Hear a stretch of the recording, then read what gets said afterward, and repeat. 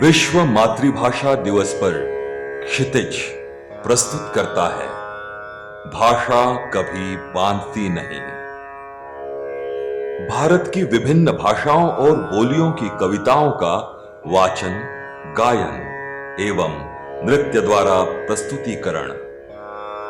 भाषा कभी बांधती नहीं। लेखक, निर्देशक, सूत्रधार संजय भारद्वाज।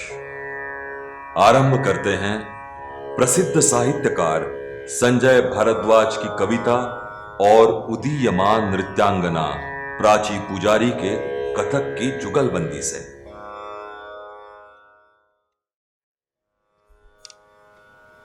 कालचक्र कब आरंभ हुआ कोई नहीं जानता।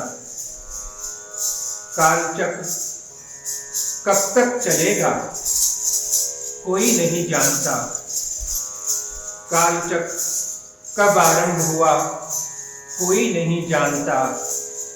कालचक्र कब तक चलेगा कोई नहीं जानता। चक्र घूमा ब्रह्मांड उगा। चक्र घूमा नक्षत्र जन्मे। चक्र घूमा सूर्यदेव पधारे। चक्र घूमा चंद्रदेव सिरजे। चक्र घूमता रहा, चक्र घूमता रहा, चक्र घूमता रहा। चक्र घूमता रहा, उत्सव हुआ, जगत बना, बूंदों की टप टप।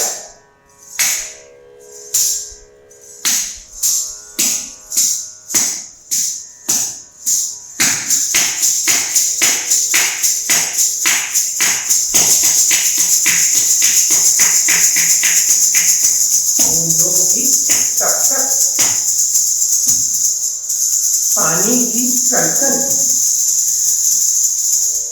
हवा की सरसर,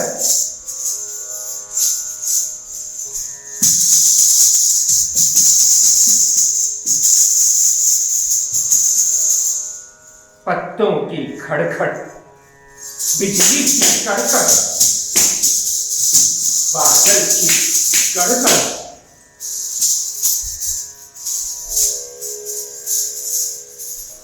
सर्दी की कुनमुन,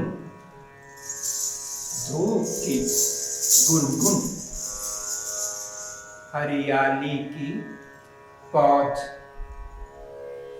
माटी की सौंध, एक सी प्रतीति, एक सी अनुभूति, एक सी वेदना, एक सी संवेदना, एक सी गूंज, एक सी अनुगूंज, एक सा आलाप, एक सा प्रलाप, अनुभूति माँ थी, अभिव्यक्ति माँ सी थी। चक्र घूमता रहा, चक्र घूमता रहा, चक्र घूमता रहा। चक्र घूमता रहा, उत्सव हुआ, मनुष्य अवतरित हुआ। मनुष्य अवतरित हुआ, प्रतीकों के सहारे बोलने लगा मनुष्य। संकेतों में व्यक्त होने लगा मनुष्य। फिर जन्मे स्वर, व्यंजन सृजित हुए, शब्द पनपे, भाषा जन्मी, संवाद के आयाम विस्तृत हुए। शब्दावली बदली, अर्थावली वही थी। अनुभूति माँ थी, अभिव्यक्ति माँ सी थी। चक्र घूमता रहा, चक्र घूमता रहा, चक्र घूमता रहा। चक्र घूमता रहा, उत्सव हुआ, भाषा प्रसूता हुई। भाषा प्रसूता हुई, अनेक स्वर, अनेक व्यंजन, अनेक अर्थ, अनेक अनर्थ, अनेक वाद, अनेक विवाद, किंतु अनेक प्रतीति, एक अनुभूति, अनेक वेदना, एक संवेदना, अनेक गूंज, एक अनुगूंज, अनेक मत, एक तत्व, अनेक भाषा, एक भावार्थ। शब्दावली बदली, अर्थावली बदली, तब भी एक रही। बूंदों की टप टप, पानी की कलकल, हवा की थरथर, पत्तों की खड़खड़, बिजली की कड़कड़, बादल की गड़गड़, सर्दी की कुनमुन, धूप की गुनगुन, हरियाली की पौध, माटी की सौंध। चक्र घूमता रहा, चक्र घूमता रहा, चक्र घूमता रहा। आकुंचन में उलझती नहीं, क्षितिज को जकड़ती नहीं, लक्ष्मण रेखा लांघती नहीं। भाषा कभी बांधती नहीं, भाषा कभी बांधती नहीं, भाषा कभी बांधती नहीं।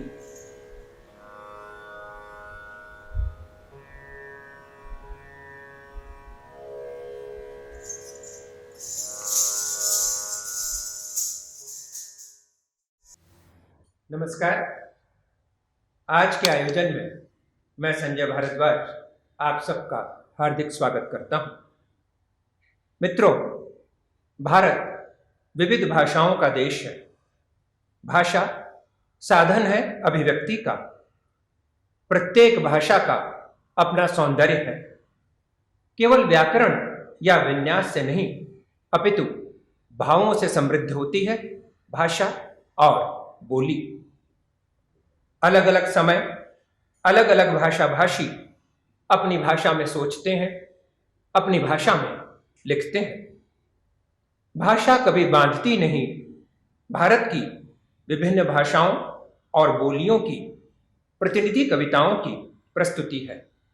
विशेष बात यह कि अधिकांश भाषाओं में काव्य पाठ मूल रचनाकार ने स्वयं किया है। विभिन्न ललित कलाओं के माध्यम से प्रस्तुत इन अभिव्यक्तियों का आनंद लीजिए। साथियों, भाषा कोई हो, बोली कोई हो, आत्म तत्व है संवेदना। अभिव्यक्ति अनेक किंतु संवेदना एक। यही कारण है विभिन्न भाषाओं बोलियों की इन रचनाओं को सुनने के बाद अनुभव होगा कि इन सब का धरातल संवेदना ही है।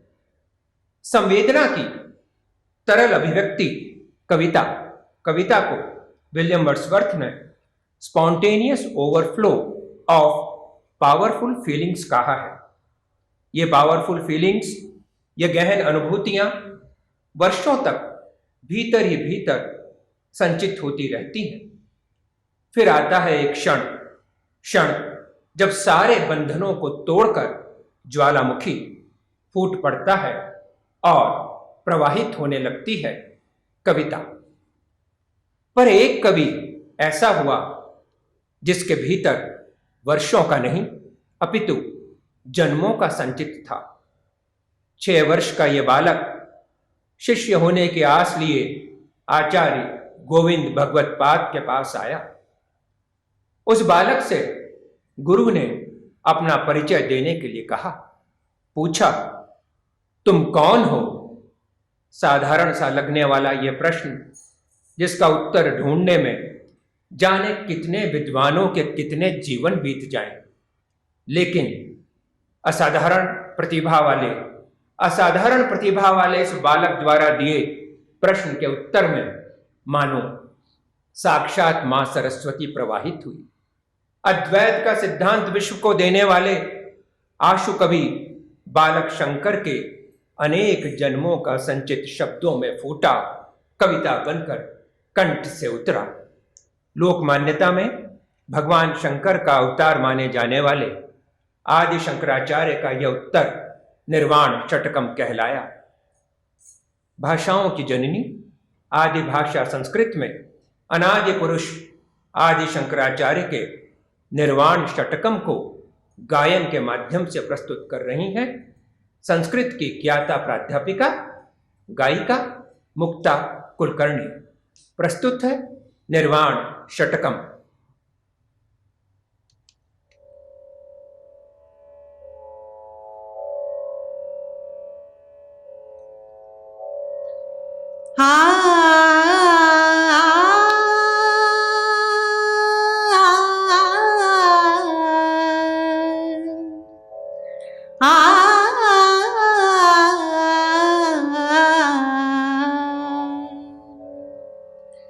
चिदानन्दरूपः शिवोऽहं शिवोऽहम्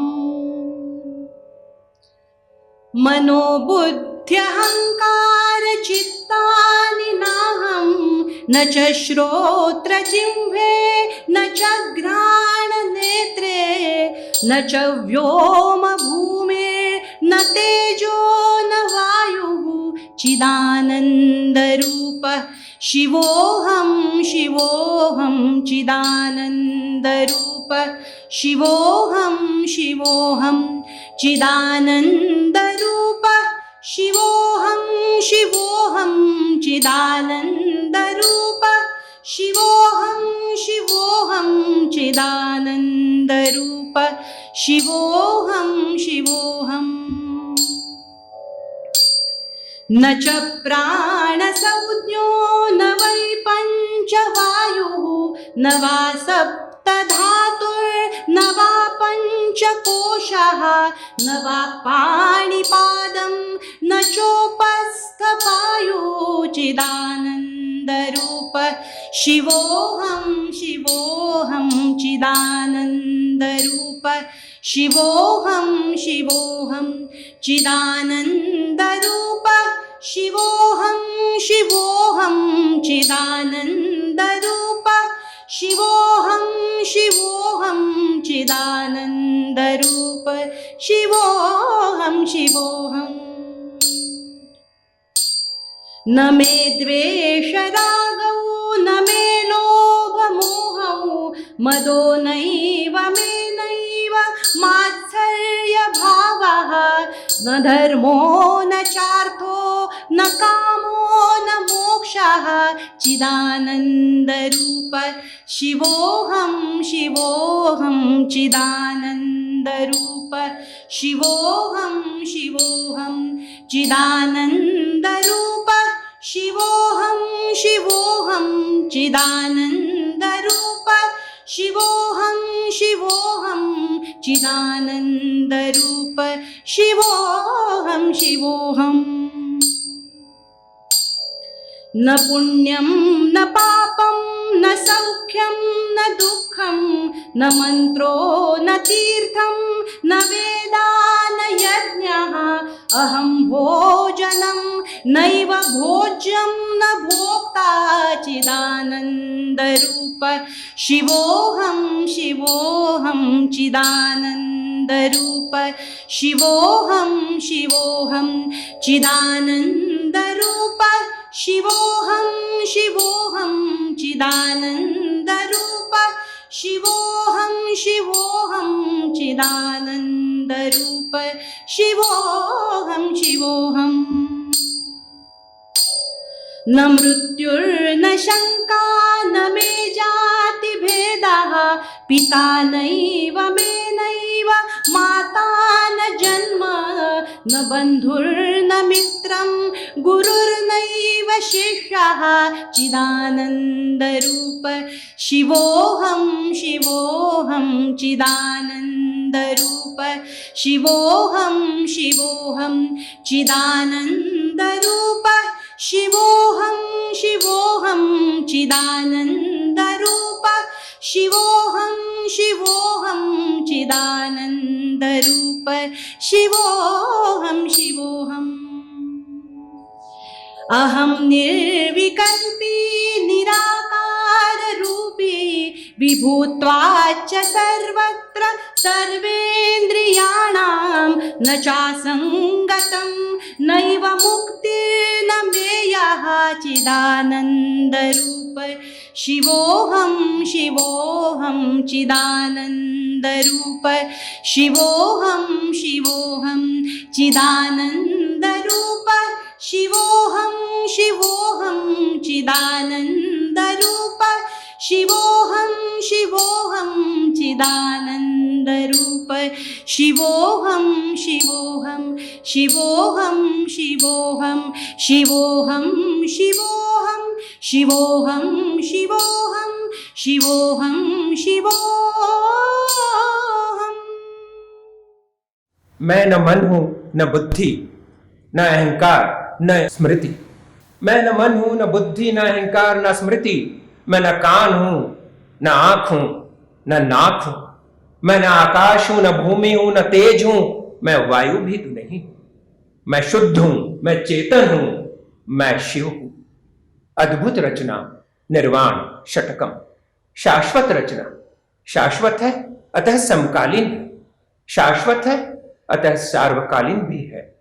तब भी प्रासंगिक थी, अब भी प्रासंगिक है और सदैव प्रासंगिक रहेगी। मित्रों, शिव अर्थात कल्याणकारी। शिव से वांछनीय है कि वह सत्य हो, वह सुंदर हो। सुंदरता केवल तन की नहीं अपितु मन की। मन जिसमें पलते हैं निर्मल स्वप्न। स्वप्न जो देखते हैं छल कपट से परे एक जगत, निष्पाप जगत, बच्चे सा हंसता खिलखिलाता जगत। अनेक इच्छाएं ऐसी होती हैं जिनकी पूर्ति वास्तविक जीवन में नहीं बल्कि सपनों में होती है। आइए अधूरी इच्छाओं को पूरा करने वाले ऐसे ही स्वप्नलोक में चलते हैं। भारत के सुदूर पूर्व में स्थित बंगाल, अपनी मातृभाषा बांग्ला में ये सपने देखे नंदिता चटर्जी ने। नंदिता चटर्जी यानी आज की रीता सिंह। आइए सुनते हैं वरिष्ठ कवित्री रीता सिंह से उनकी बांग्ला कविता स्वप्न। আমার দু চোখের পলকের ওপর আছে এক সুন্দর সংসার। আমার দু চোখের পলকের ওপর আছে এক সুন্দর সংসার, নাই যেথায় কারুর প্রবেশের অধিকার। সে সে তো আমার মনের প্রাণের সংসার, সে যে সুন্দর স্বপ্নের দেশ গো। আমার দু চোখের পলকের ওপর আছে এক সুন্দর সংসার, নাহি যেথায় কারুর প্রবেশের অধিকার। সে সে তো আমার মনের প্রাণের সংসার, সে যে সুন্দর স্বপ্নের দেশ গো। দু চোখ মেলে আমি বিচরণ করি নির্ভীক একা একা। দু চোখ মেলে আমি বিচরণ করি নির্ভীক সেথায় একা একা। দেখতে পাই সেই সুখের স্বপ্ন, দু চোখ বুঝে দেখি আমি সেই সেই আমার চিরপরিচিত স্বপ্ন। দু চোখ মেলে আমি বিচরণ করি নির্ভীক সেথায় একা একা। দেখতে পাই সেই সুখের স্বপ্ন, দু চোখ বুঝে দেখি আমি সেই সেই আমার চিরপরিচিত স্বপ্ন।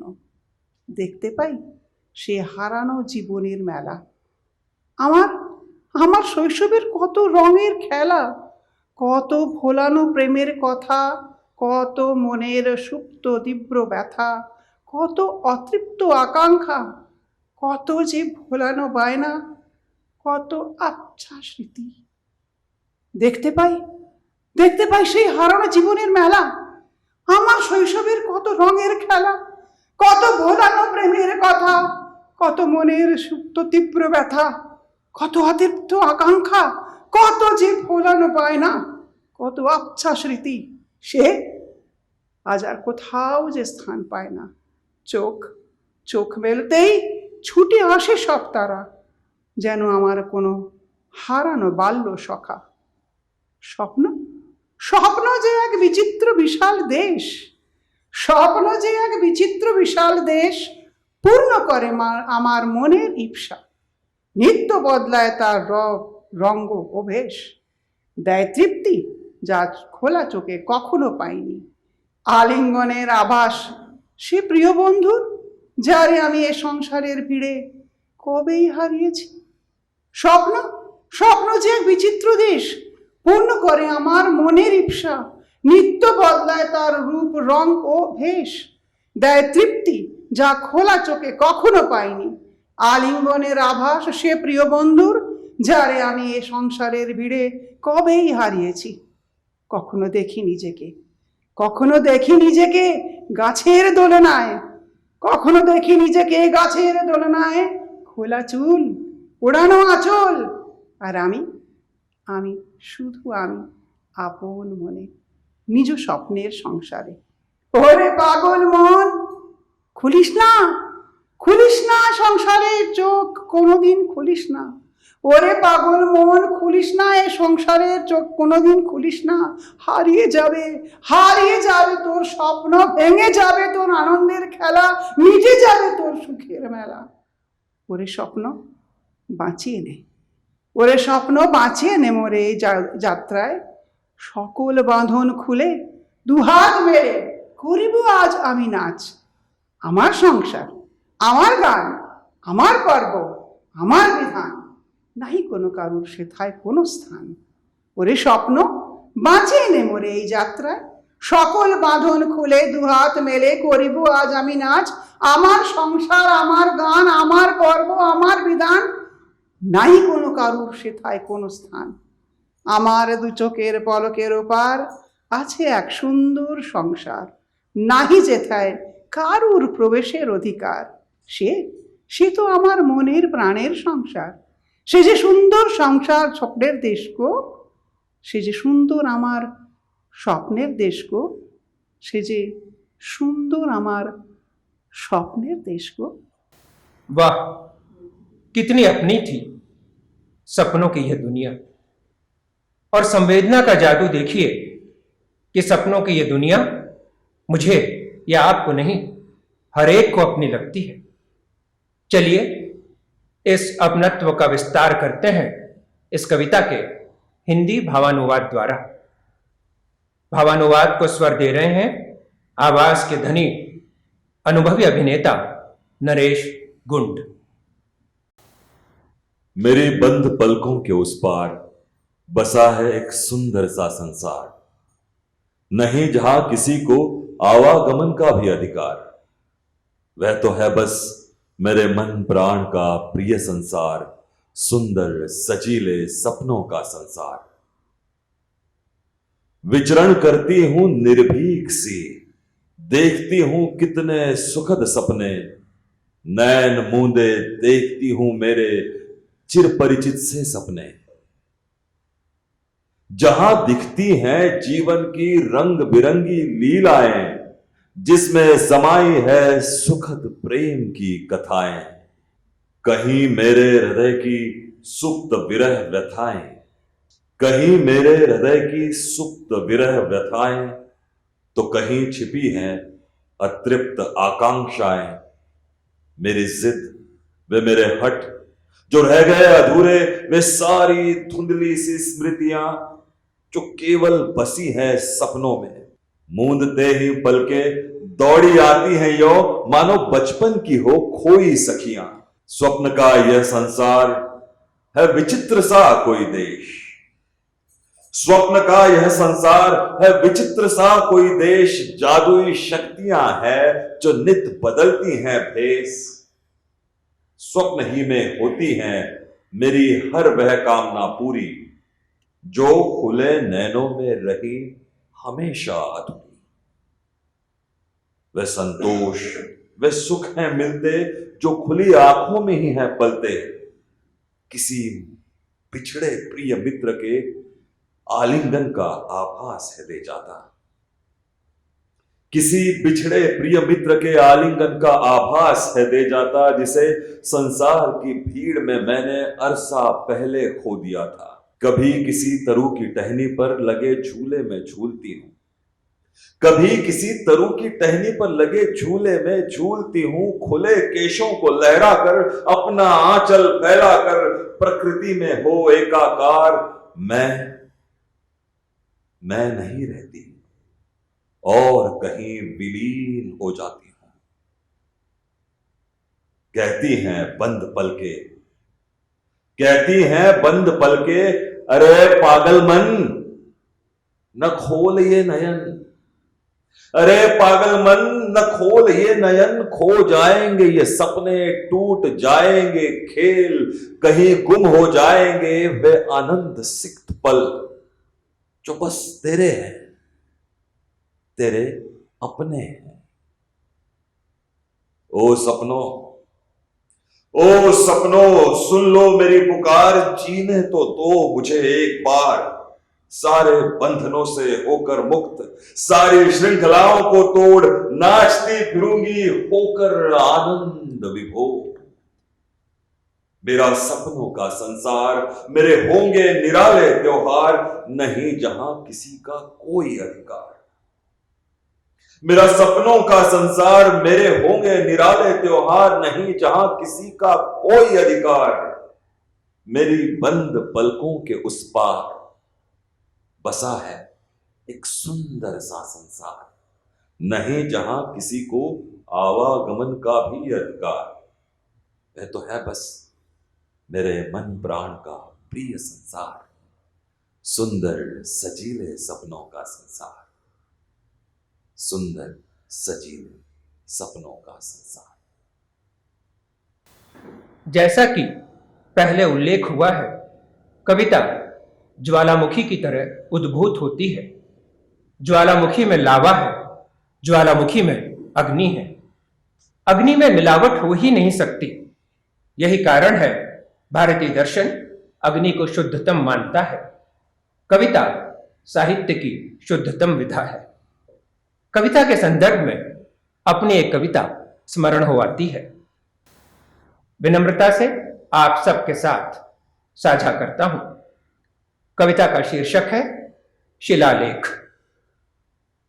कविता नहीं मांगती समय, न शिल्प विशेष, न कोई सांचा जिसमें ढालकर 36, 24, 36 या 0 फिगर गढ़ी जा सके। कविता नहीं मांगती समय, न शिल्प विशेष, न कोई सांचा जिसमें ढालकर 36, 24, 36 या 0 फिगर गढ़ी जा सके। कविता मांग नहीं रखती लंबे चौड़े वक्तव्य या भारी भरकम थीसिस की। कविता नहीं मांगती समय, न शिल्प विशेष, न कोई सांचा जिसमें ढालकर 36, 24, 36 या 0 फिगर गढ़ी जा सके। कविता मांग नहीं रखती लंबे चौड़े वक्तव्य या भारी भरकम थीसिस की। कविता तो दौड़ी चली आती है नन्ही परी सी रुंझुन करती। कविता दौड़ी चली आती है नन्ही परी सी रुंझुन करती। आंखों में आविष्कारी कुतूहल, चेहरे पर अबोध सर्वज्ञता के भाव। आंखों में आविष्कारी कुतूहल, चेहरे पर अबोध सर्वज्ञता के भाव। एक हाथ में जरा सी मिट्टी और दूसरे में कल्प वृक्ष का बीज लिए। कविता दौड़ी चली आती है, आंखों में आविष्कारी कुतूहल, चेहरे पर अबोध सर्वज्ञता के भाव। एक हाथ में जरा सी मिट्टी, दूसरे में कल्प वृक्ष का बीज लिए। कविता के ये क्षण धुंधला जाएं तो विस्मृति हो जाते हैं। कविता के ये क्षण धुंधला जाएं तो विस्मृति हो जाते हैं। मानस पटल पर उकेर लिए जाएं तो शिलालेख कहलाते हैं। मित्रों, कविता शिलालेख होती है। कविता सार्वभौम होती है। स्त्री को भोग्या समझने की मानसिकता भी सार्वभौम है। देह की संरचना, त्वचा के रंग जैसे अनेक ऊट पटांग मानक स्त्री के सौंदर्य के लिए गढ़े गए। समय के साथ न्यूनाधिक परिवर्तन अवश्य हुए, किंतु मानसिकता को लेकर कोई विशेष अंतर दिखाई नहीं पड़ता। समय के आरंभ से अब तक की अपरिमेय अवधि को बहुत थोड़े शब्दों और संक्षिप्त समय में अभिव्यक्त कर सकती है केवल कविता। वह श्रृंखला की कुछ पंक्तियां और स्मरण हो आ रही हैं। वह जानती है कहते ही देह हर आंख में उभरता है उसका ही आकार। वह जानती है कहते ही देह हर आंख में उभरता है उसका ही आकार। इस आकार को मनुष्य सिद्ध करने के मिशन में सदियों से जुटी है वह। स्त्री की सार्वभौम पीड़ा को अपनी मराठी कविता में व्यक्त किया है संवेदनशील कवित्री अपर्णा कडस्कर ने। सुनते हैं उनके स्वर में उनकी मराठी कविता। ऐकूया माय बोली मराठीतील ही कविता। स्वर अपर्णा कडस्कर। वयात यायच्या आधीच कळतं तिला, भयच पुजलं असावं तिच्या पाचवीला. वयात आल्यावर कळतं तिला, अस्तनीतच असतात साप. वयात यायच्या आधीच कळतं तिला, भयच पुजलं असावं तिच्या पाचवीला. वयात आल्यावर कळतं तिला, अस्तनीतच असतात साप. प्रेम केल्यावर कळतं तिला, नसतो पाचामुखी परमेश्वर. आयुष्यभर आपण आंधळ्यासारखं दळत राहतो आणि समाज खात राहतो स्त्रीत्वाचं पीठ. प्रेम केल्यावर कळतं तिला, नसतो पाचामुखी परमेश्वर. आयुष्यभर आपण आंधळ्यासारखं दळत राहतो आणि समाज खात राहतो स्त्रीत्वाचं पीठ. हल्ली शेंबड्या पोरांची सुद्धा लवकर बदलते नजर आणि काट्यासारखी टोचते 40शीतही. हे सांगायची सुद्धा चोरी असते तिला.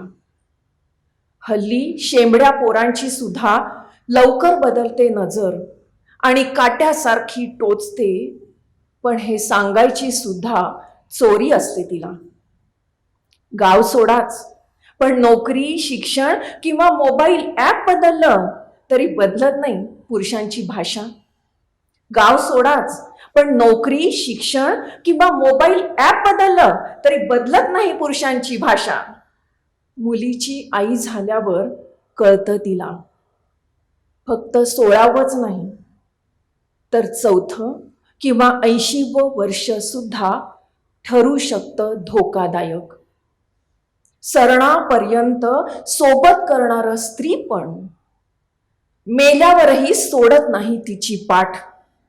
सरणापर्यंत सोबत करणारं स्त्री पण मेल्यावरही सोडत नाही तिची पाठ. आणि तिच्या हार घातलेल्या फोटोसमोर सुद्धा कुणीतरी म्हणतच, चिकणी होती म्हातारी. होय रे, सामान होती अगदी.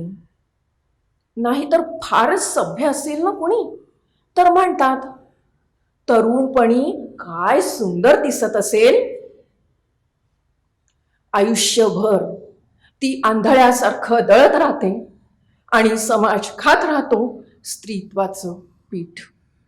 आयुष्यभर ती आंधळ्यासारखं दळत राहते आणि समाज खात राहतो स्त्रीत्वाचं पीठ. विश्व मातृभाषा दिवस पर यह कार्यक्रम महाराष्ट्र राज्य हिंदी साहित्य अकादमी द्वारा आयोजित किया गया है।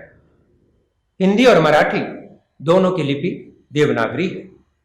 दोनों की भावभूमि समान है। मराठी की इस गहन कविता के भाव देश के हर पाठक, हर श्रोता तक पहुंच सकें, इसलिए सुनते हैं इसका भावानुवाद। इस भावानुवाद को प्रस्तुत कर रही हैं प्रस्तर कला की मर्मज्ञ कवियत्री अनीता दुबे। सयानी होने से पहले ही समझ जाती है वह कि छठी पूजन पर उसके ललाट पर भय ही लिखा होगा।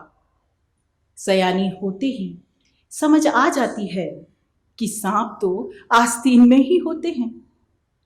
सयानी होने से पहले ही समझ जाती है वह कि छठी पूजन पर उसके ललाट पर भय ही लिखा होगा। सयानी होते ही समझ आ जाती है कि सांप तो आस्तीन में ही होते हैं। प्रेम करती है तो जान जाती है, पंचों के मुख से हमेशा परमेश्वर नहीं बोलता। उम्र भर अनाज के साथ खुद पिसती रहती है और समाज चटखारे लेता रहता है उसके स्त्रैण का। प्रेम करती है तो जान जाती है, पंचों के मुख से हमेशा परमेश्वर नहीं बोलता। उम्र भर अनाज के साथ खुद पिसती रहती है और समाज चटखारे लेता रहता है उसके स्त्रैण का।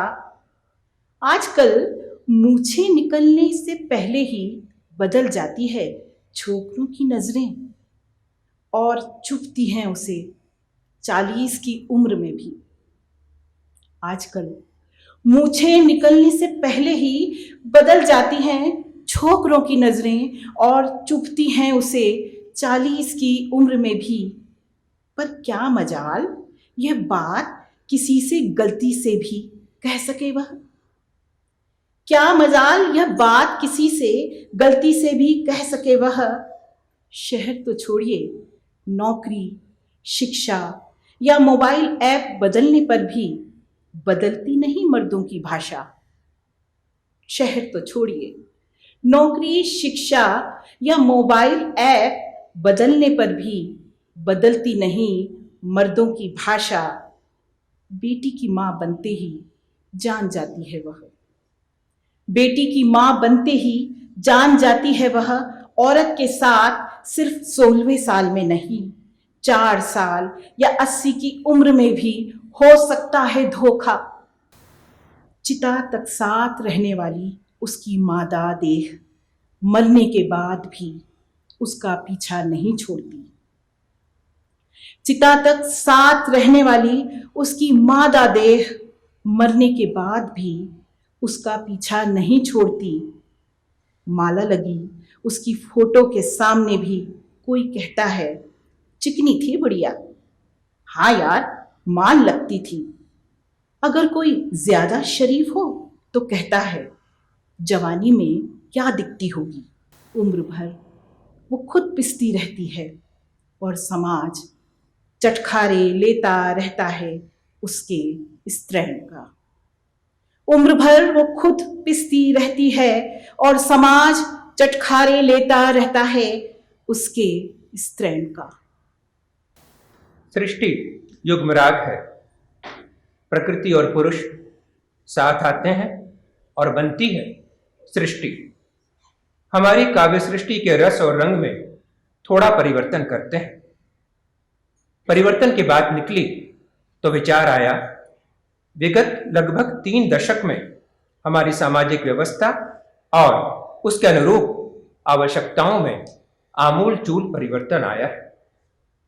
इस सदी के आरंभ तक कौन सोच सकता था कि लग्जरी माना जाने वाला मोबाइल संचार क्रांति का दूत बन जाएगा। घर घर नहीं अपितु हर हाथ में मोबाइल आ जाएगा। कोविड के विरुद्ध टीकाकरण जैसा महाअभियान मोबाइल के माध्यम से सफलता के नए कीर्तिमान बनाएगा। विभिन्न भाषाओं, बोलियों की कविता के अपने अभियान को लेकर चलते हैं भोजपुरी की ओर। इस भोजपुरी गीत में प्यार तो है, साथ ही मनुहार भी है। अपने सजन से मोबाइल लाकर देने की मनुहार। इस एंड्रॉइड का क्या क्या उपयोग होगा बता रही हैं मधुर कंठ की स्वामिनी कवित्री रेखा सिंह। आनंद लीजिए इस भोजपुरी गीत का। सजन हो बलम हो हमके मोबाइल मंगा दा। सजन हो हमके मोबाइल मंगा दा। सजन हो हमके मोबाइल मंगा दा। बलम हो हमके मोबाइल मंगा दा। यूट्यूब देख के खाना बनाएब। यूट्यूब देख के खाना बनाएब। सिंदूर बिंदी ऑनलाइन मंगाएब। सिंदूर बिंदी ऑनलाइन मंगाएब। नेट सेट बैंकिंग जरा हमके सिखा दा। बलम हो नेट सेट बैंकिंग जरा हमके सिखा दा। सजन हो सजन हो हमके मोबाइल मंगा दा। बलम हो हमके मोबाइल मंगा दा। सज धज के तनिका सा मुहा बिचकाएब। सज धज के तनिका सा मुहा बिचकाएब। संग पिया सेल्फी खिंचाएब, राउर संग पिया सेल्फी खिंचाएब। देख देख लोगन के जिया जल जाला बलम हो, देख देख लोगन के जिया जल जाला सजन हो। सजन हो हमके मोबाइल मंगा दा बलम हो, हमके मोबाइल मंगा दा। व्हाट्सएप पर सखियन संग चैटिंग करब हम, व्हाट्सएप पर सखियन सब चैटिंग करब हम। फोनवा पर भौजी से रेसिपी पूछब हम, फोनवा पर भौजी से रेसिपी पूछब हम। फेसबुक पर फेसवा हमरी झलका दा बलम हो, फेसबुक पर फेसवा हमरी झलका दा सजन हो। सजन हो हमके मोबाइल मंगा दा बलम हो, हमके मोबाइल मंगा दा। राउर बतिया न तन को सोहाला, सैया तोहरी बतिया न तन को सोहाला। रोज रोज झिक झिक से जिया जर जाला, रोज रोज झिक झिक से जिया जर जाला।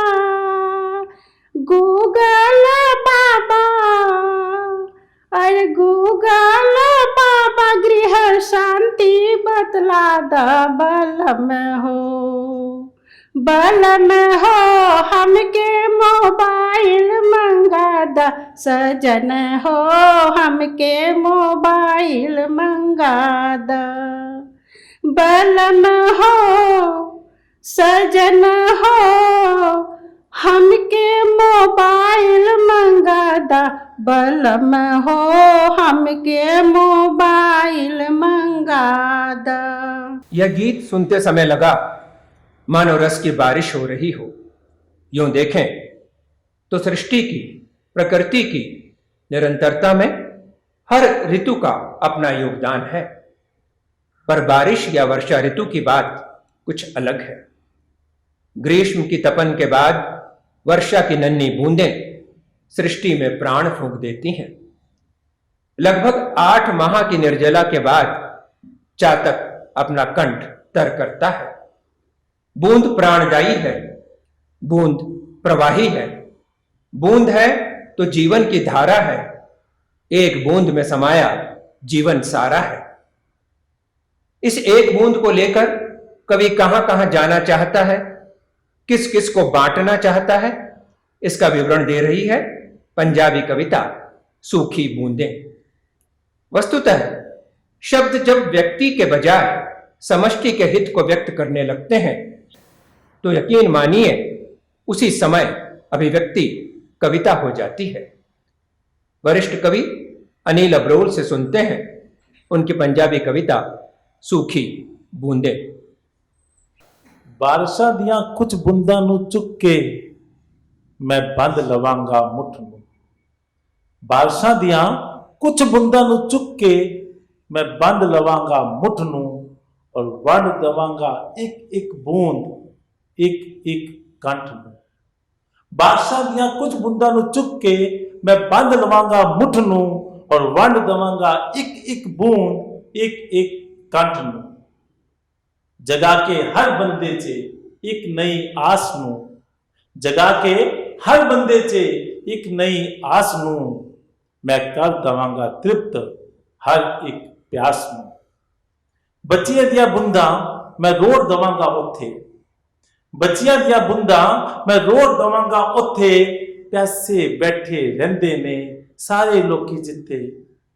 बच्चियां दियां बूंदां मैं रोड़ दवांगा उत्थे प्यासे बैठे रहिंदे ने सारे लोकी जिथे, जिन्हां नूं पता ही नहीं ਜਿਨ੍ਹਾਂ ਨੂੰ ਪਤਾ ਹੀ ਨਹੀਂ ਕਿ ਤ੍ਰਿਪਤੀ ਹੁੰਦੀ ਕੀ ਨੇ, ਜਿਨ੍ਹਾਂ ਨੂੰ ਪਤਾ ਹੀ ਨਹੀਂ ਕਿ ਤ੍ਰਿਪਤੀ ਹੁੰਦੀ ਕੀ ਨੇ। ਔਰ ਗਲੇ ਕਦੀ ਤਰ ਵੀ ਹੁੰਦੇ ਨੇ, ਗਲੇ ਕਦੀ ਤਰ ਵੀ ਹੁੰਦੇ ਨੇ। ਉਹ ਬੰਦੇ ਜੋ ਨਹੀਂ ਦੇਖ ਪਾਉਂਦੇ, ਉਹ ਬੰਦੇ ਜੋ ਨਹੀਂ ਦੇਖ ਪਾਉਂਦੇ, ਖੁਦ ਹੀ ਆਸਮਾਂ ਔਰ ਜ਼ਮੀਨ ਦੇ ਮਿਲਣ ਦੇ ਨਾਲ ਜਨਮਿਆ ਉਹਨਾਂ ਦਾ ਖੁਦ ਦਾ ਹੀ ਵਾਰਸ। ਉਹ ਬੰਦੇ ਜੋ ਨਹੀਂ ਦੇਖ ਪਾਉਂਦੇ, ਆਸਮਾਂ ਔਰ ਜ਼ਮੀਨ ਦੇ ਮਿਲਣ ਦੇ ਨਾਲ ਜਨਮਿਆ ਉਹਨਾਂ ਦਾ ਖੁਦ ਦਾ ਹੀ ਵਾਰਸ। ਨਿੱਕੀਆਂ ਨਿੱਕੀਆਂ ਬੂੰਦਾਂ ਦੀ ਸ਼ਕਲਾਂ 'ਚ, ਨਿੱਕੀਆਂ ਨਿੱਕੀਆਂ ਬੂੰਦਾਂ ਦੀ ਸ਼ਕਲਾਂ 'ਚ ਪਰ ਲਵਾਰਸ। ਹਾਂ, ਮੈਂ ਉੱਥੇ ਵੀ ਜਾਵਾਂਗਾ, ਮੈਂ ਉੱਥੇ ਵੀ ਜਾਵਾਂਗਾ ਜਿੱਥੇ ਬਾਰਿਸ਼ਾਂ ਤੇ ਹੁੰਦੀਆਂ ਪਰ ਗਿੱਲਾ ਵਿਲਾ ਕੁਝ ਨਹੀਂ ਹੁੰਦਾ। ਮੈਂ ਉੱਥੇ ਵੀ ਜਾਵਾਂਗਾ ਜਿੱਥੇ ਬਾਰਿਸ਼ਾਂ ਤੇ ਹੁੰਦੀਆਂ ਪਰ ਗਿੱਲਾ ਵਿਲਾ ਕੁਝ ਨਹੀਂ ਹੁੰਦਾ।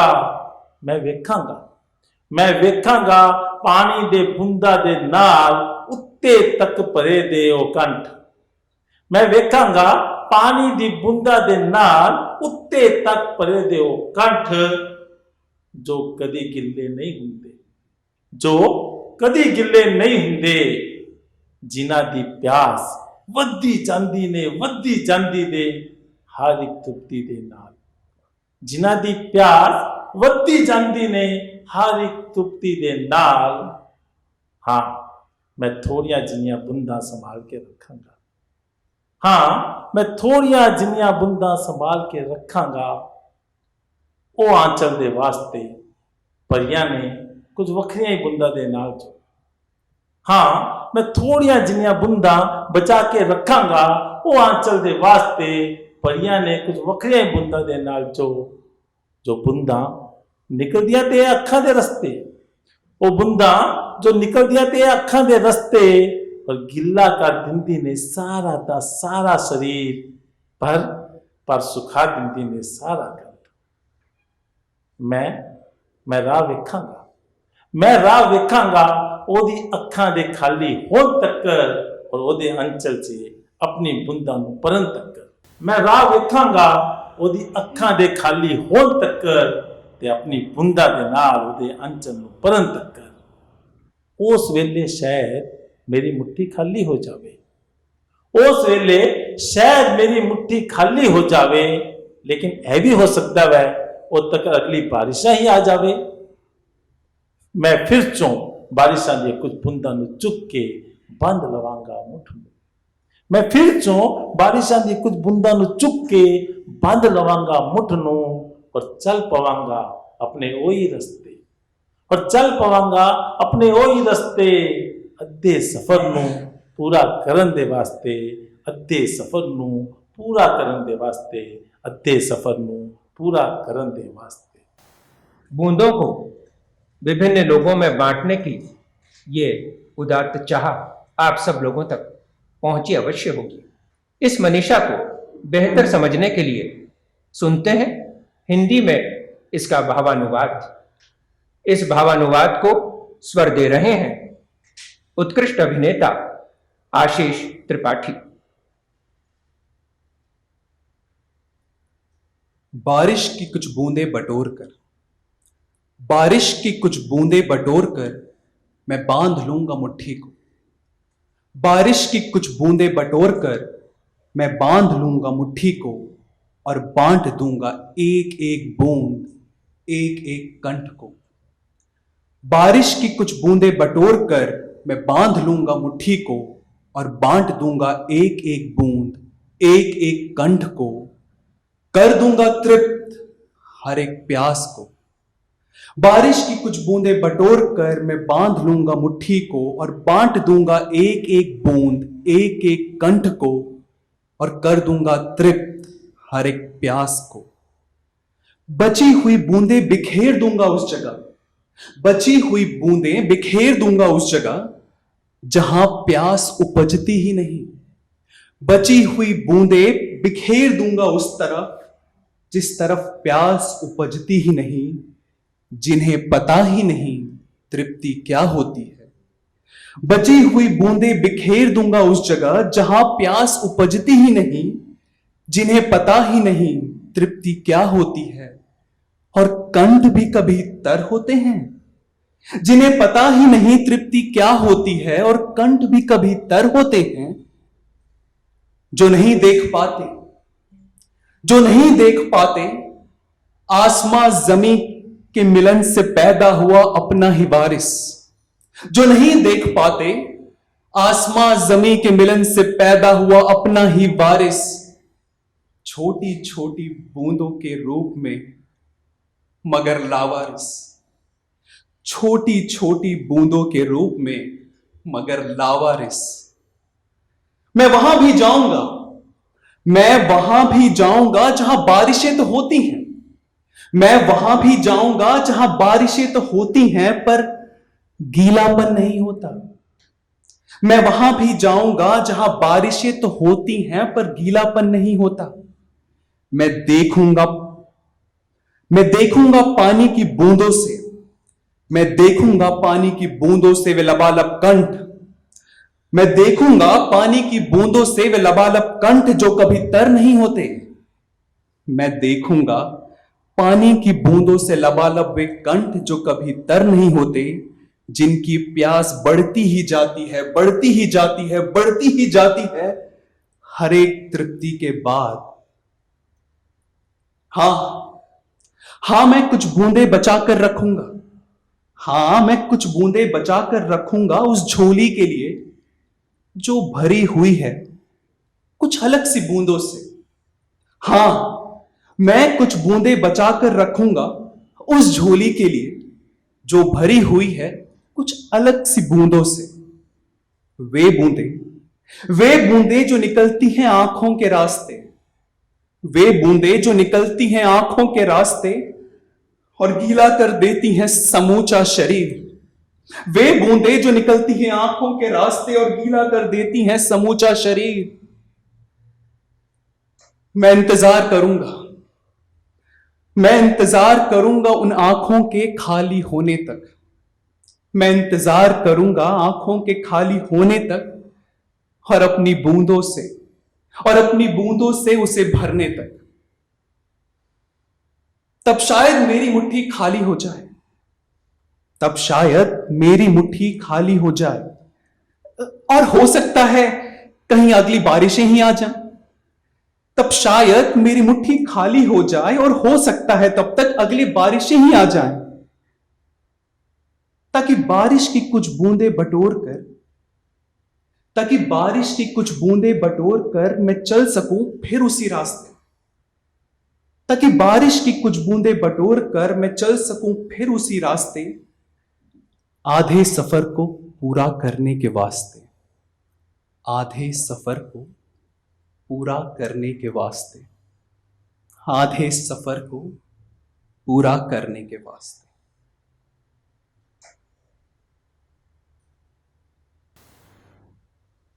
बारिशें सदा बनी रहें, बूंदें यूं ही बरसती रहें, कवि की यात्रा चलती रहे। तथास्तु। बारिश हो, बूंद हो या यात्रा, सभी स्त्रीलिंग हैं। भाषा हो या कविता, दोनों स्त्रीलिंग हैं। भावना, संभावना, वेदना, संवेदना स्त्रीलिंग है। अनुभूति और अभिव्यक्ति स्त्रीलिंग है। स्त्री की रचनाओं को आधी दुनिया की रचना मानने वाले प्रायः भूल जाते हैं शेष आधी दुनिया भी उसी की कोख में है। सत्य तो यह है, स्त्री की कविताएं ब्रह्मांड की कविताएं हैं। स्त्री की रचनाओं के बिंब और प्रतीक सहज रूप से वास्तविक दुनिया से निकल कर आते हैं। ये बिंब कभी रसोई में बनती रोटियों से उभरते हैं, कभी कपड़े धोने की प्रक्रिया में निखरते हैं, तो कभी गमलों में पल रहे पौधों को पानी देते हुए पलते हैं और बढ़ते हैं। जैसे ग्लोबल होने के लिए लोकल होना आवश्यक है, वैसे ही राष्ट्रीय और अंतर्राष्ट्रीय मसलों से पहले आवश्यक है घर की जानकारी होना। स्त्री के घरेलू अवलोकन और अनुभव से प्रसूत होती हैं सृष्टि की रचनाएं। कविता की इस यात्रा में आइए सुनते हैं हिंदी कविता। अपनी रचना प्रस्तुत कर रही हैं हिंदी की लब्ध प्रतिष्ठित कवित्री सुधा भारद्वाज। उसके आसपास बिखरी पड़ी हैं असंख्य कविताएं, कलम उठाती है कि उतार ले झट से कागज पर। उसके आसपास बिखरी पड़ी हैं असंख्य कविताएं, कलम उठाती है कि उतार ले झट से कागज पर कभी कोई कविता बेल दी जाती है रोटी के साथ। कभी कोई कविता बेल दी जाती है रोटी के साथ, तो कोई बच्चों की फरमाइश पूरा करते करते थक कर सो जाती है उसके साथ तकिए पर। कभी गंदे पंखे को झाड़ने में, कभी फर्श से दाग छुड़ाने में, कभी गंदे पंखे को झाड़ने में, कभी फर्श से दाग छुड़ाने में, कभी जाले हटाते हुए बुहार ली जाती है कई कविताएं कूड़े के साथ।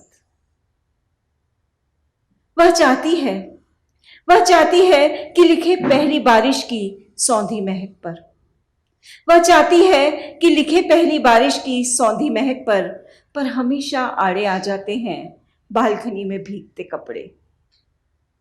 उसने बहुत कोशिश की कि लिखे पत्तियों पर पड़ी ओस की सुंदर बूंदों पर। उसने बहुत कोशिश की कि लिखे पत्तियों पर पड़ी ओस की सुंदर बूंदों पर उफने हुए दूध को पहुंचते पहुंचते पुछ जाते हैं सभी शब्द। वह लिखना चाहती है खेल पर, राजनीति पर, बजट पर। वह भी लिखना चाहती है खेल पर, राजनीति पर, बजट पर सदा ही घर के बजट के साथ कदम ताल मिलाते मिलाते कविता की जगह डायरी में लिखने लगती है रोजमर्रा के हिसाब किताब। और इन हिसाब किताब के बीच कागज पर नहीं उतरी जो कविताएं गाहे बगाए दिखती रहती हैं उसे रसोई घर में दीवार पर चिपकी हुई, कभी फ्रिज में बेसुध पड़ी हुई, कभी बाथरूम की खूंटी पर लटकी हुई और हर बालकनी के पौधे पर नृत्य करती हुई। सचमुच बहुत कठिन है उसके लिए अपनी कविताओं को कागज पर उतारना। बहुत कठिन है उसके लिए अपनी कविताओं को कागज पर उतारना। बहुत कठिन है उसके लिए अपनी कविताओं को कागज पर उतारना। कविता की इकाई कविता है। कविता की इन्फिनिटी या अनंत परिधि कविता है।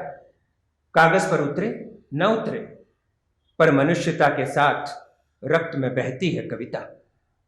कागज पर न उतरने वाली पर कालांतर में जिसे पाकर कागज माला माल हो गए, ऐसी रचनाएं हैं निर्गुण धारा के अनन्य कवि संत कबीर की।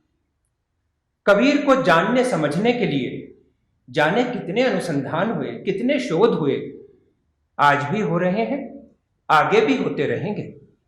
वास्तव में कबीर को समझने में सबसे बड़ी बाधा है कबीर से कुछ पाने की उम्मीद। कबीर भौतिक रूप से तुम्हें कुछ नहीं देगा, बल्कि जो कुछ है तुम्हारे पास उसे भी छीन लेगा। पाने के लिए नहीं, छोड़ने के लिए तैयार हो तो कबीर आत्मिक रूप से तुम्हें माला माल कर देगा। कबीर अंगूठा छाप है, कबीर कुछ सिखाता नहीं। अनसीखे में बसी सीख, अनगढ़ में छुपे शिल्प को देखने और समझने की आंख है कबीर। हासिल होना कबीर नहीं है, हासिल को तजना कबीर है। भरना पाखंड है, रीत जाना आनंद है। पाना रश्क है, खोना इश्क है। हमन से इश्क मस्ताना, हमन को होशियारी क्या। हमन से इश्क मस्ताना, हमन को होशियारी क्या। रहे आजाद या जग से, हमन को दुनिया से यारी क्या। कबीर की रचनाएं सदुक्कड़ी बोली में है। आम जनता ने इन रचनाओं को ऐसा आत्मसात किया कि समय के साथ अनेक भाषाओं और बोलियों में उनके दोहे और साखियां ढलते चले गए। यही कारण है केवल हिंदी में नहीं अपितु अनेक आंचलिक बोलियों में आप कबीर को पढ़ सकते हैं, कबीर को सुन सकते हैं। आइए गुनते हैं कबीर दर्शन, आइए सुनते हैं कबीर वाणी। कबीर की इस वाणी को अपने सुरीले कंठ से साकार कर रहे हैं बहुमुखी प्रतिभा के गायक सतीश कुमार। एक और विशेषता यह कि इस गायन में परंपरागत भारतीय वाद्य घटम की साज संगत है। प्रस्तुति सतीश कुमार की, दोहे संत कबीर की।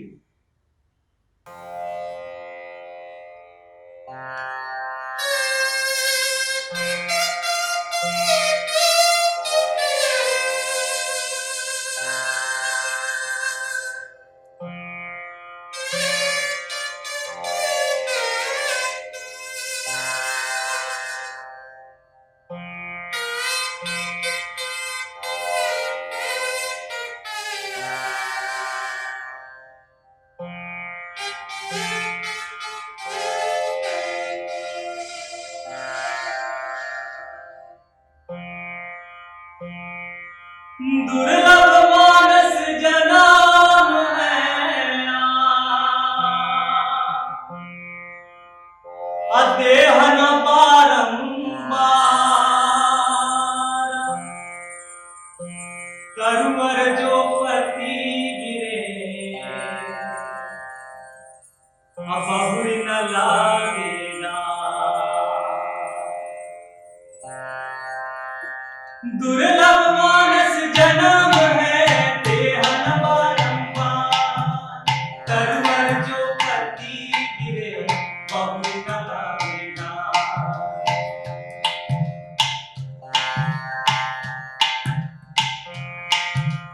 माया मरी न मन मरा मर मर गए शरीरा। माया मरी न मन मरा मर मर गए शरीरा। आशा तृष्णा ना मरी आशा तृष्णा ना मरी कह गए दास कबीरा कह गए दास कबीरा।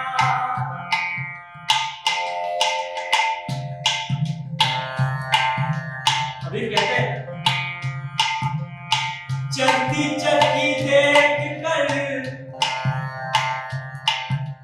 चलती चलती देख कर दिया कबीरा रोए। चलती चलती देख कर दिया कबीरा रोए। दो पाटन के बीच में दो पाटन के बीच में साबुत बचा न कोई। हाँ साबुत बचा न कोई।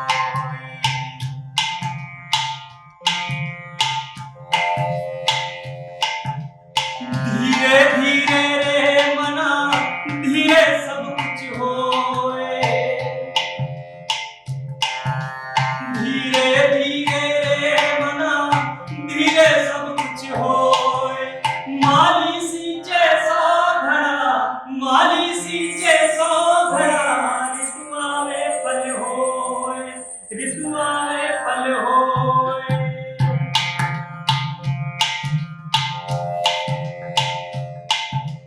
पोथी पढ़ पढ़ जग मुआ पंडित भया न कोय। अरे क्या है पोथी पढ़ पढ़ के क्या मर गया। पोथी पढ़ पढ़ जग मुआ पंडित भया न कोय। ढाइया कर प्रेम का ढाइया कर प्रेम का पढ़े सो पंडित होए पढ़े सो पंडित होए।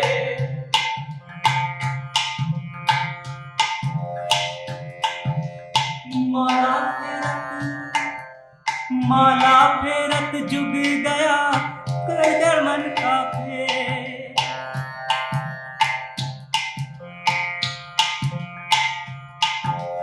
माला फेरत जुग गया फिरा न मन का फेर। कर का मन का डाल दे कर का मन का डाल दे मन का फेर कबीरा मन का फेर।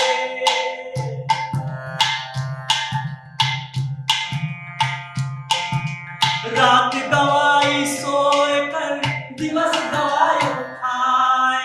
रात गवाई सोए के दिवस गवाई हीरा जन्म अमोल था, हीरा जन्म अमोल था।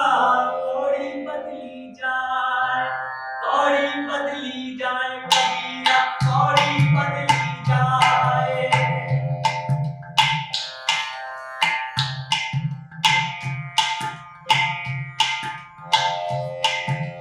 तिनका कबहु न निंदिए जो पावन कर होए। हाँ, तिनका कबहु न निंदिए जो पावन कर होए। कबहुड़िया खिन पड़े, कबहुड़िया खिन पड़े तो पीर घनेरी होए कबीरा, पीर घनेरी होए। हाँ, पीर घनेरी होए।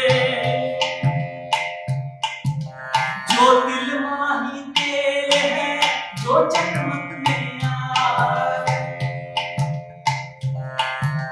जो दिल माही तेल है, जो चकमक में आए। तेरा साई मुझ में, तेरा साई तुझ में कबीरा, कबीरा। अरे कहे कबीरा तेरा साई तुझ में है। हाँ, तेरा साई तुझ में, तेरा साई तुझ में। जाग सके तो जाग कबीरा, जाग सके तो जाग।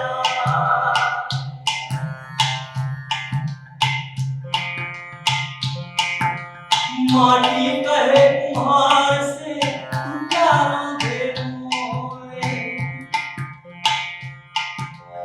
माटी कहे कुम्हार से तू क्या रांधे मोए।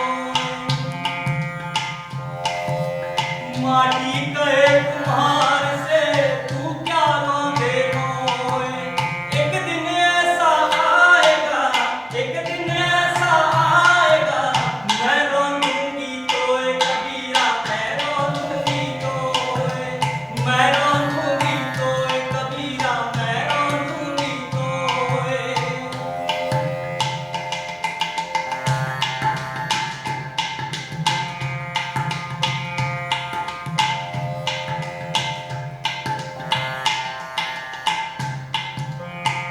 काहे कबीरा सुनावै सारो।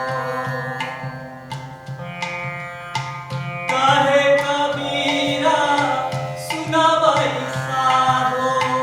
एक दिन होई है जाना रे। ये कह रहा जाना है। काहे कबीरा सुनावै सारो। एक दिन होई है जाना रे। एक दिन,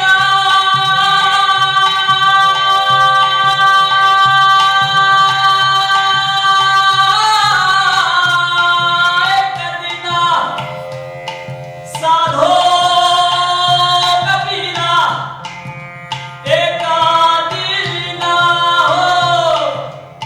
हे बाबू, एक दिन होई है जाना रे। बहुरी के जाना, बहुरी नहीं आना। बहुरी के जाना, बहुरी नहीं आना। बहुरी के जाना, बहुरी नहीं आना।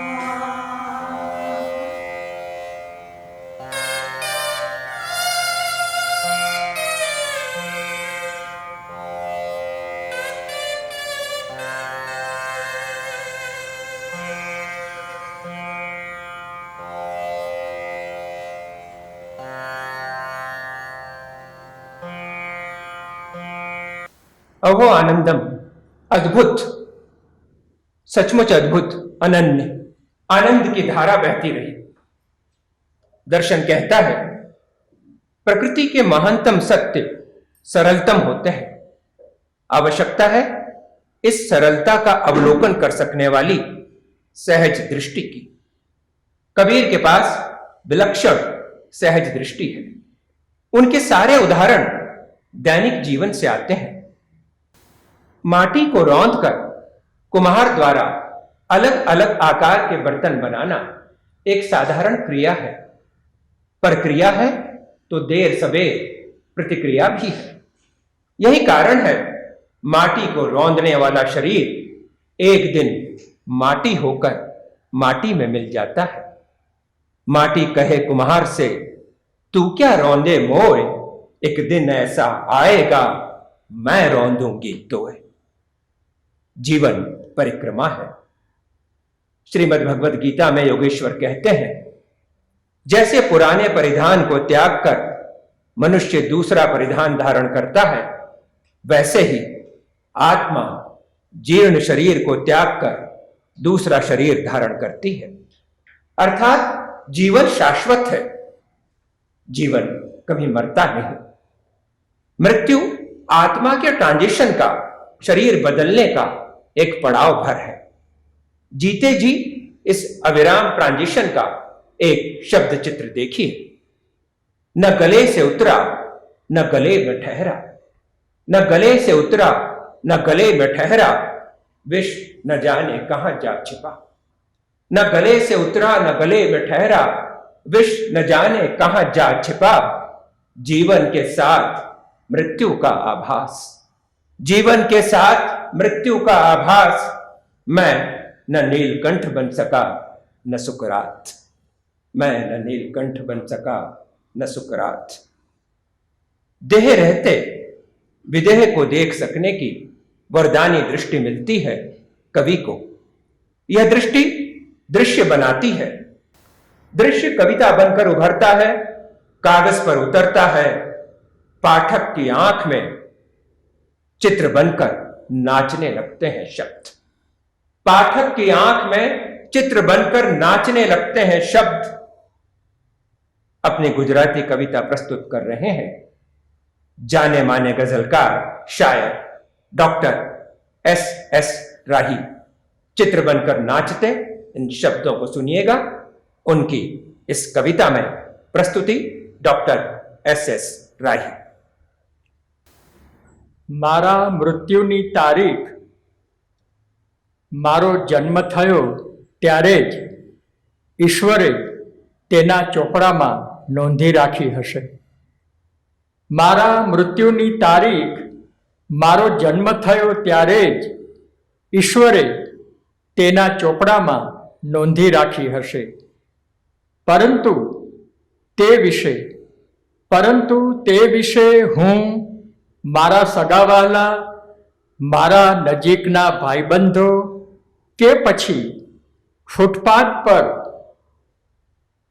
પોપટ લઈને પેટીયું રડતો પેલો વૃદ્ધ જ્યોતિષી કશું જ જાણતો નથી। પરંતુ તે વિશે હું મારા સગાવાલા, મારા નજીકના ભાઈબંધો કે પછી ફૂટપાથ પર પોપટ લઈને પેટીયું રડતો પેલો વૃદ્ધ જ્યોતિષી કશું જ જાણતો નથી। મારું મૃત્યુ પોષની કડકડતી ઠંડી રાત્રિમાં થશે કે પછી વૈશાખી ઉનાળામાં થશે કે પછી મને ગમતી વર્ષા ઋતુમાં થશે। મારું મૃત્યુ પોષની કડકડતી ઠંડી રાત્રિમાં થશે કે પછી વૈશાખી ઉનાળામાં થશે કે પછી મને ગમતી વર્ષા ઋતુમાં થશે। ક્યારે થશે હે? મારું મૃત્યુ થશે ત્યારે મારી ઝૂંપડી પાસેના પેલા શાંત નિર્મળ સરોવરમાં ખીલતા શ્વેત ગુલાબી કમળનો ધ્વનિ મને સંભળાશે ખરો? મારું મૃત્યુ થશે ત્યારે મારી ઝૂંપડી પાસેના શાંત નિર્મળ સરોવરમાં ખીલતા શ્વેત ગુલાબી કમળનો ધ્વનિ મને સંભળાશે ખરો? સૂર્યના કિરણોની હૂંફ મારા ઠંડા પડતા જતા દેહને થોડીક ઉષ્મા શું આપી શકશે? તે વેળા પનિહારીઓના ઝાંઝરનો સુરીલો રવ મારા કાન સુધી પહોંચશે ખરો? તે વેળા પનિહારીઓના ઝાંઝરનો સુરીલો રવ મારા કાન સુધી પહોંચશે ખરો? પેલી કોયલે લીમડાની ટોચ પર ગૂંથેલા માળામાં કેટલાક ઈંડા મૂક્યા છે. પેલી કોયલે લીમડાની ટોચ પર ગૂંથેલા માળામાં કેટલાક ઈંડા મૂક્યા છે. તેનો ફૂટવાનો અવાજ મારા મૃત્યુને શું આનંદમય બનાવી શકશે? હવે તમે જ કહો કે મારા મૃત્યુની અંતિમ ક્ષણો કેવી હશે? હવે તમે જ કહો કે મારા મૃત્યુની અંતિમ ક્ષણો કેવી હશે?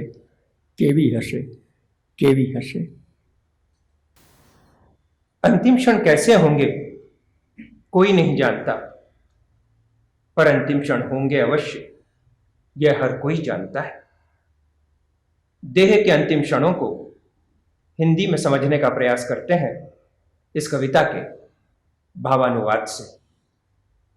भावानुवाद को स्वर दे रहे हैं वरिष्ठ अभिनेता प्रशांत महाजन। मेरी मृत्यु की तिथि जब मेरा जन्म हुआ, उसी क्षण ईश्वर ने अपनी बही में लिख ली होगी। मेरी मृत्यु की तिथि जब मेरा जन्म हुआ, उसी क्षण ईश्वर ने अपनी बही में लिख ली होगी।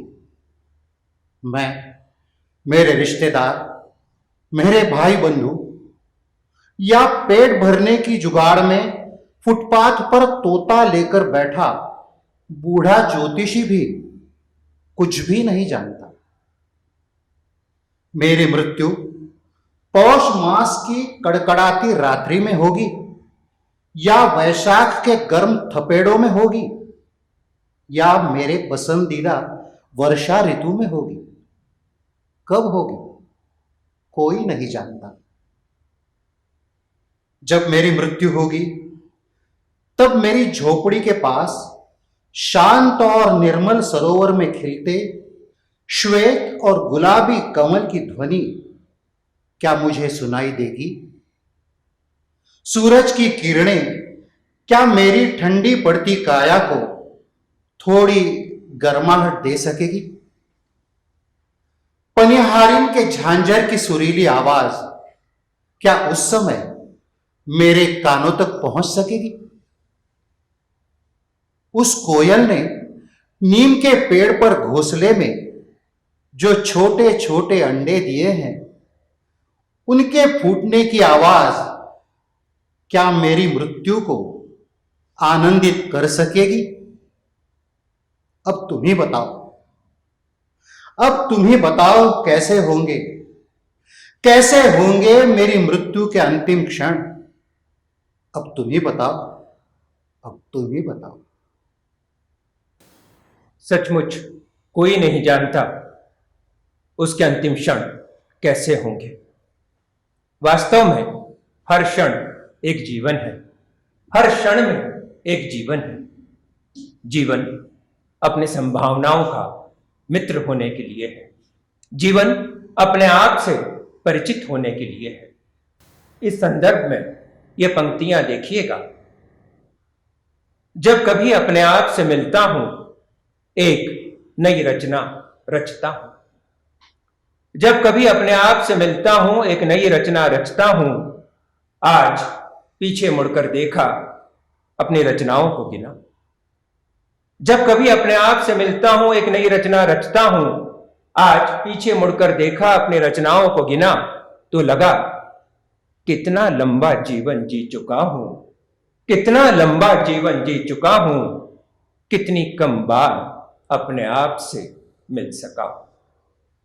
मित्रों, अपने आप से रोजाना मिलने का माध्यम है कविता।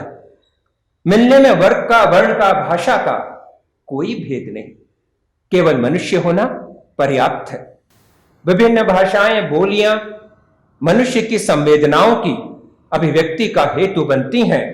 विभिन्न भाषाएं, बोलियां मनुष्य और मनुष्य के बीच संवेदनात्मक अभिव्यक्ति का सेतु बनती हैं। अलग अलग भाषाओं की अभिव्यक्ति संवेदना का विराट रूप दर्शन है। विराट मुक्त होता है आकुंचन से, विराट मुक्त होता है आकुंचन से, विराट स्वतंत्र होता है जकड़न से। विराट मुक्त होता है आकुंचन से, विराट स्वतंत्र होता है जकड़न से। विराट न बंधता है, विराट न बांधता है, विराट विराट होता है। चक्र घूमता रहा, चक्र घूमता रहा, चक्र घूमता रहा। आकुंचन में उलझती नहीं, क्षितिज को जकड़ती नहीं, लक्ष्मण रेखा लांघती नहीं। भाषा कभी बांधती नहीं, भाषा कभी बांधती नहीं, भाषा कभी बांधती नहीं।